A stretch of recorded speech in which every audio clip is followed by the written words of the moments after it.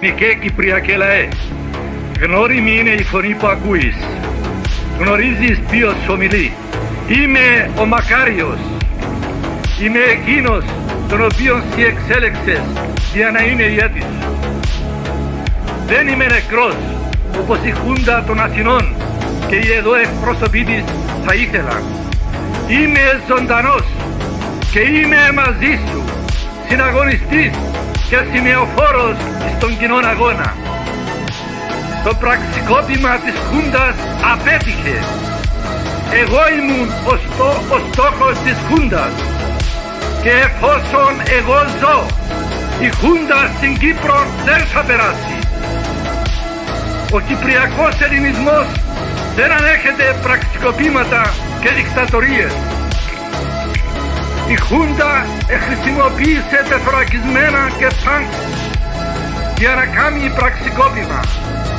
Αλλά η αντίσταση των ανδρών της προεδρικής φρουράς, η αντίσταση του λαού μας, σταμάτησε τα τεθωρακισμένα, σταμάτησε τα τάγκ.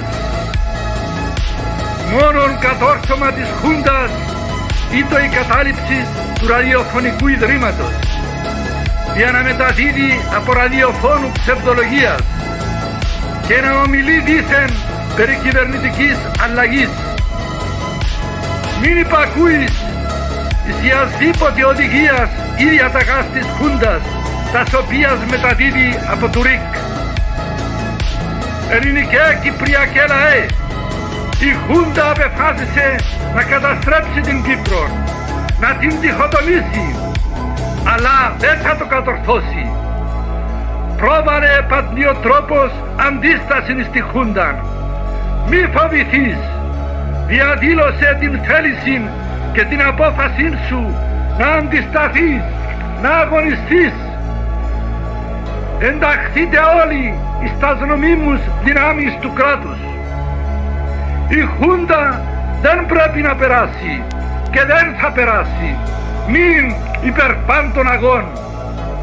Και ο αγών τον οποίον τη στιγμή αυτήν ο Κυπριακός ελληνισμός διεξάγει είναι αγών ιερός και η δίκη θα είναι η δική μας.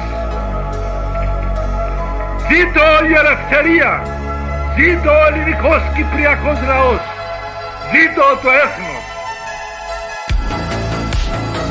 Palabra a su beatitud el arzobispo Makarios, presidente de Chipre.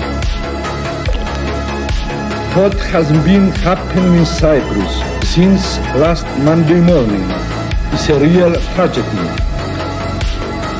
The military regime of Greece has callously violated the independence of Cyprus, without trace of respect of the democratic rights of the Cypriot people, without trace of respect of the independence and sovereignty of the Republic of Cyprus. The Greek junta has extended its dictatorship to Cyprus.